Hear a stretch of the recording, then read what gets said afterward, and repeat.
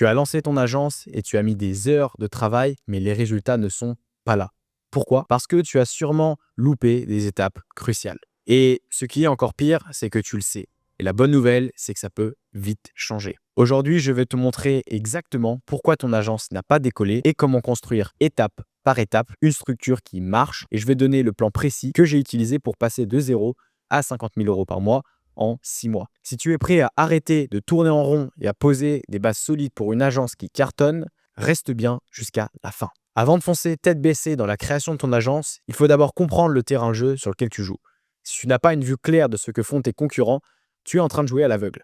Donc l'analyse concurrentielle, c'est l'étape que beaucoup de personnes négligent, mais c'est celle qui va te permettre de trouver ton propre angle et de te démarquer. Je vais te montrer exactement comment faire ça et de façon simple et efficace. Étape numéro 1, identifier tes concurrents.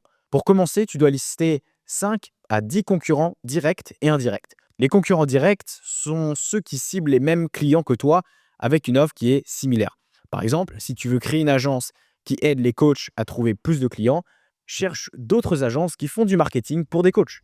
Les concurrents indirects sont ceux qui ne font pas exactement la même chose, mais qui peuvent résoudre le même problème que toi d'une autre manière. Par exemple, un formateur en business qui vend des formations pour coach pourrait être un concurrent direct. Maintenant que tu as ta liste de concurrents, l'étape suivante, c'est d'aller voir ce qu'ils font réellement.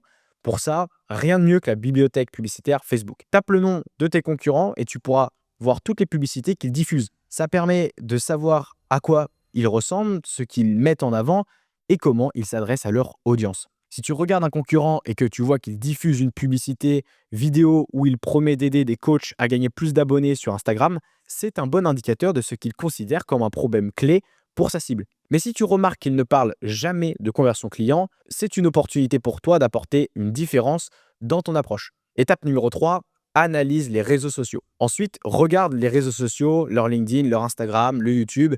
Va chercher leur contenu gratuit. Comment interagissent-ils avec leur audience? Est-ce qu'ils postent des témoignages? Est-ce qu'ils offrent des ressources gratuites ou des formations? Combien de fois par semaine est-ce qu'ils postent et surtout, qu'est-ce qui fonctionne le mieux pour eux en termes d'engagement?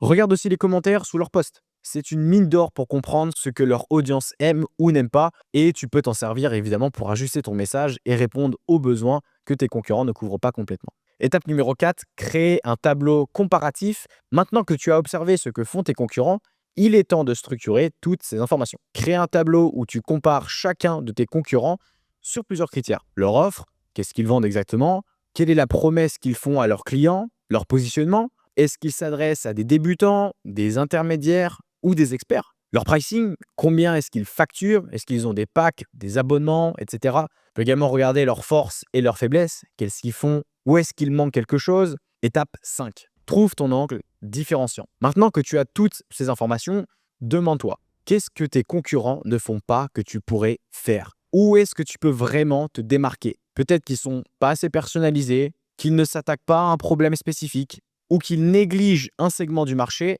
C'est d'ici que tu trouves ton avantage concurrentiel. Quand j'ai fait cette analyse pour mon agence, j'ai remarqué que la plupart de mes concurrents se focalisaient uniquement sur l'acquisition de leads, mais sans jamais parler du closing ou de la conversion. J'ai donc décidé de structurer mon offre autour d'un accompagnement de bout en bout, des fondations au closing. Résultat, une offre beaucoup plus complète et surtout beaucoup plus attractive pour mon marché cible. Maintenant que tu sais exactement qui sont tes concurrents et ce qu'ils font, il est temps de se concentrer sur ce qui peut être l'étape la plus importante de toutes, définir ton avatar client. Parce que même si tu as une offre en or, si tu t'adresses à tout le monde, tu finiras par parler à personne.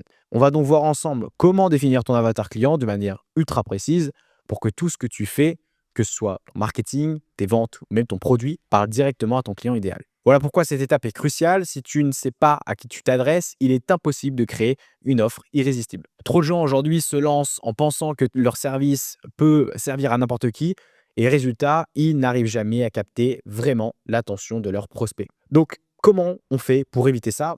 La clé, c'est de personnaliser ton message pour un groupe de personnes bien spécifiques, avec des besoins bien définis. Et je vais te montrer comment le faire de façon simple et efficace, étape par étape. L'étape numéro 1, c'est d'identifier les données démographiques. La première chose à faire, c'est de déterminer les données démographiques de ton avatar client. Quel âge il a, où est-ce qu'il habite, quel est son métier, son revenu, sa situation familiale, etc. Est-ce que tu t'adresses à des débutants, des intermédiaires ou des experts dans ton domaine? Imaginons maintenant que tu crées une agence qui aide des coachs en ligne à développer leur business. Ton avatar client pourrait être un coach de fitness entre 30 et 40 ans qui a déjà une présence sur Insta, avec au moins 10 000 abonnés, mais qui galère à convertir ses abonnés en clients payants.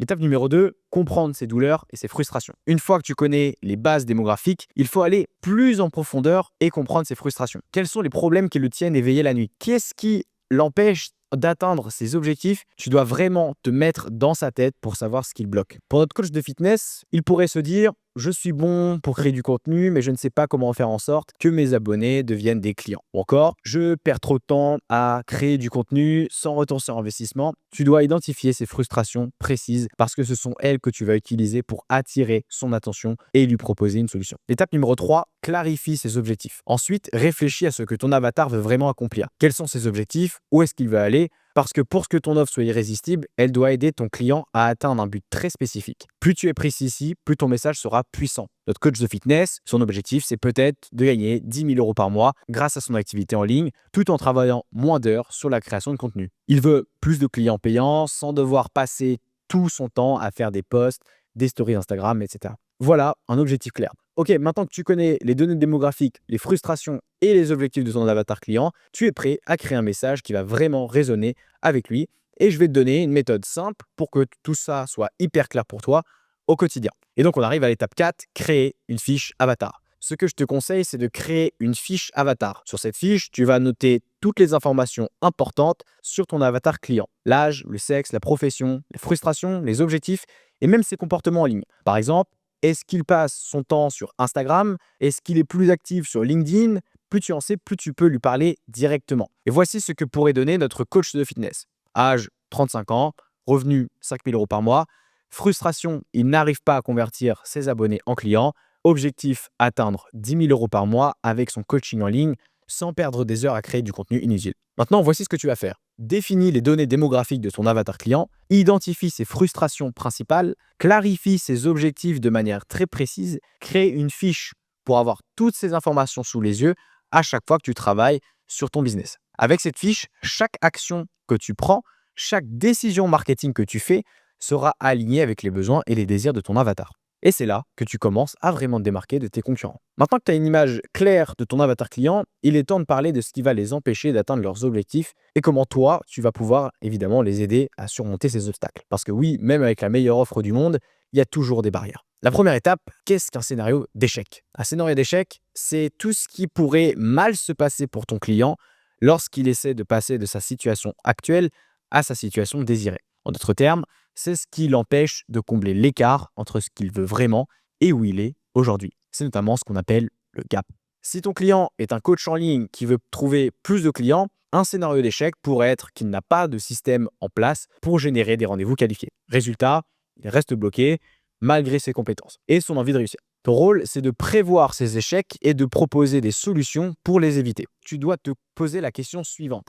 Quels sont les moments clés où mon client pourrait échouer ou être bloqué? Regarde chaque étape du parcours de ton client et demande-toi qu'est-ce qui pourrait mal tourner? Quels sont les points de friction qui pourraient l'empêcher d'avancer? Si ton avatar client est un coach en ligne, voici quelques scénarios d'échec. Il manque de temps pour créer du contenu ou gérer ses publicités. Il ne sait pas comment structurer ses offres pour les rendre irrésistibles. Il a peur d'investir dans la publicité parce qu'il n'a pas encore de résultats prouvés. Il ne sait pas comment transformer ses leads en clients payants. Et le plus important ici, c'est que chaque scénario d'échec est un point où ton client pourrait abandonner.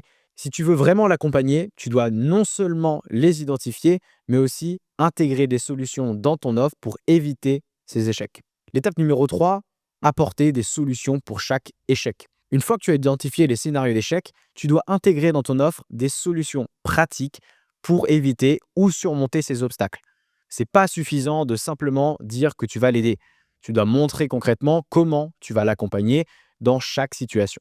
Si ton client manque de temps pour gérer ses publicités, tu pourrais lui proposer un système automatisé qui gère ses campagnes publicitaires à sa place. Ou s'il a peur d'investir dans les publicités sans garantie, tu peux lui proposer une stratégie de démarrage à faible coût avec des résultats mesurables ou une garantie de remboursement pour minimiser le risque. L'objectif, c'est de rendre ton offre infaillible en éliminant chaque barrière que ton client pourrait rencontrer tout au long de son développement. L'étape numéro 4, c'est de construire ton offre autour de ces scénarios. Une fois que tu as identifié les principaux scénarios d'échec et les solutions, intègre-les évidemment directement dans ton offre. C'est ce qui rend ton offre unique et irrésistible. Quand ton client voit que tu as déjà pensé à tout ce qui pourrait le bloquer, il se sentira évidemment en confiance et qu'il est entre de bonnes mains. Dans mon agence, un des obstacles majeurs pour mes clients était la peur de l'échec et le manque de suivi après l'acquisition de prospects. J'ai donc inclus dans mon offre un coaching personnalisé et des outils de suivi automatisés pour m'assurer que mes clients réussissent même après avoir acquis de nouveaux leads. Résultat, plus de transformation, plus de rétention et une satisfaction client au top. Voici ce que tu vas faire maintenant. Liste tous les scénarios d'échec possibles que ton avatar client pourrait rencontrer. Tu dois en avoir au minimum 10. Apporte une solution concrète pour chaque scénario d'échec. Intègre ces solutions directement dans ton offre. Plus ton offre est capable de surmonter ces échecs, plus elle sera irrésistible pour ton client. Maintenant que tu as compris comment éviter les scénarios d'échec, il est temps de structurer tout ça dans un système clair, ton mécanisme de transformation unique, aussi appelé MTU. C'est ce qui va te permettre de faire la différence et de transformer véritablement tes clients. Étape numéro 1, qu'est-ce que le MTU et pourquoi il est indispensable? Le mécanisme de transformation unique, c'est ton processus signature. C'est ce qui va te permettre de générer des résultats prévisibles pour chaque client, peu importe leur point de départ. C'est ta méthode, c'est ton système et c'est ce qui fait de ton offre une solution unique et puissante. Sans un MTU, tu es simplement une autre option parmi tant d'autres. Avec un MTU, tu deviens l'expert qui a un plan structuré et éprouvé pour aider tes clients de passer d'un point A, leur situation actuelle, à un point B, leur situation désirée. Et c'est exactement ça que recherchent tes clients, une transformation garantie. Un bon MTU va te permettre de montrer à tes prospects que tu as non seulement une vision claire du chemin à suivre, mais aussi un plan d'action détaillé qui fonctionne. Ça crée évidemment de la confiance et ça élimine l'incertitude chez ton client. Quand tu es capable de dire « voilà les étapes précises que tu vas suivre et voilà où ça va t'amener », ton client sait que tu es sérieux et que tu maîtrises ton sujet. Étape numéro 2, créer un MTU en 3 à 5 étapes. Pour créer ton MTU, il faut que tu découpes la transformation de ton client en 3 à 5 étapes claires. Chaque étape doit représenter un progrès tangible vers la situation désirée de ton client, évidemment. Plus c'est simple, plus c'est clair, mieux c'est. Exemple concret. Disons qu'aujourd'hui, tu aides des coachs en ligne à trouver des clients payants.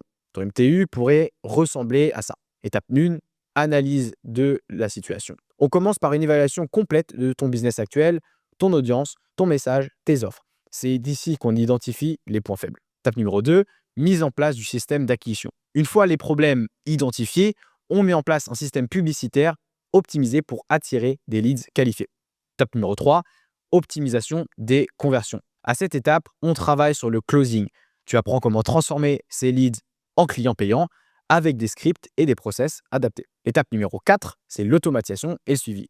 On automatise les tâches répétitives pour que tu puisses scaler sans te noyer dans les opérations. L'objectif, faire en sorte que chaque client ait un suivi de qualité. Ce processus simple en 4 étapes résout chaque problème clé auquel ton client fait face. Étape numéro 3, rends ton MTU unique et exclusif. Maintenant, voici la partie la plus importante. Ton MTU doit être unique. Il ne doit pas simplement ressembler à une liste d'étapes un peu générique qu'on peut trouver un peu partout. Tu dois y intégrer ton expertise personnelle et ta manière de faire, ce qui te différencie vraiment des autres. Pour rendre ton MTU exclusif, tu dois réfléchir à ce que tu apportes de plus que les autres. Peut-être que tu as une méthode spécifique pour trouver des leads qualifiés, un système de closing personnalisé ou une façon d'automatiser certaines tâches qui est propre à toi. Pour mon agence, j'ai développé un processus unique où j'accompagne mes clients dans l'analyse complète de leur publicité et de leur message pour voir ce qui fonctionne réellement. C'est ça qui fait que mon approche est différente parce que je ne me contente pas de lancer des pubs, je vais plus loin dans l'optimisation continue pour garantir des résultats stables sur le long terme. Étape numéro 4, rendre ton MTU actionnable pour ton client. Ton MTU doit être non seulement unique, mais aussi actionnable. Ton client doit pouvoir voir clairement ce qu'il va obtenir à chaque étape. Il doit comprendre que tu l'amènes d'un point A à un point B et que chaque étape de ton MTU résout un problème spécifique. Si ton client sait que dès la première étape, tu vas lui montrer comment définir son message de vente et que dès la deuxième, tu vas l'aider à mettre en place un système publicitaire, il voit immédiatement comment il va progresser. Ça rend évidemment ton offre beaucoup plus tangible et concrète. Pour mettre tout ça en pratique, voici ce que tu vas faire. Découpe le parcours de ton client en 3 à 5 étapes. chacune résolvant évidemment un problème spécifique. Rends chaque étape actionnable. Assure-toi que ton client sait exactement ce qu'il va obtenir à chaque phase de ton processus, bien sûr. Fais en sorte que ton MTU soit unique en y intégrant ta méthode personnelle, ton expertise et les éléments qui te différencient aujourd'hui. Une fois ton MTU en place, tu as un processus clair et exclusif qui te différencie de la concurrence et qui rend ton offre beaucoup plus attractive pour tes clients. Partie numéro 5, l'écosystème de transformation unique. Maintenant que ton MTU est structuré, il faut l'intégrer dans un écosystème complet. C'est là justement qu'on va créer un processus fluide et sans friction pour accompagner ton client du début à la fin sans le perdre en chemin. Et c'est là que l'écosystème de transformation unique, ou comme on l'appelle autrement l'ETU, entre en jeu. C'est un outil visuel qui permet à ton client et à ton équipe de voir tout le parcours de transformation d'un seul coup d'œil. Alors, qu'est-ce que l'ETU? L'ETU, c'est une carte mentale qui te permet de visualiser toutes les étapes du parcours de transformation de ton client, depuis sa situation actuelle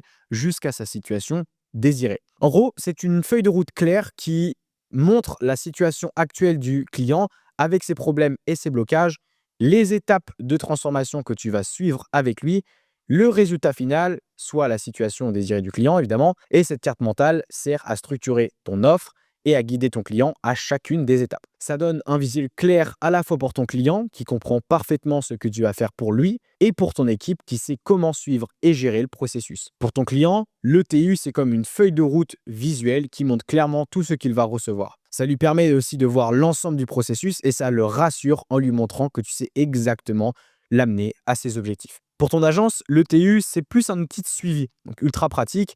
Il permet évidemment à ton équipe de savoir où est le client dans son parcours et quelles sont les prochaines actions à mener. C'est une manière simple de gérer efficacement chaque client et de s'assurer que personne ne passe à côté d'une étape un peu cruciale. Pour créer ton ETU, tu dois donc partir de la situation initiale de ton prospect et y intégrer de manière structurée en suivant des deadlines précises l'ensemble des éléments et des actions que tu vas devoir réaliser pour l'amener dans sa situation désirée et donc de combler le gap. Les deadlines sont ici très importantes puisque c'est ce qui va te permettre de prouver au client qu'il est possible pour lui d'atteindre sa situation désirée dans une période de temps définie. Si tu cherches à aller plus loin et à scaler ton agence, je t'invite à cliquer sur le lien qui est dans la description où tu découvriras une vidéo qui t'explique les 4 étapes pour devenir enfin stable et prédictible dans ton acquisition.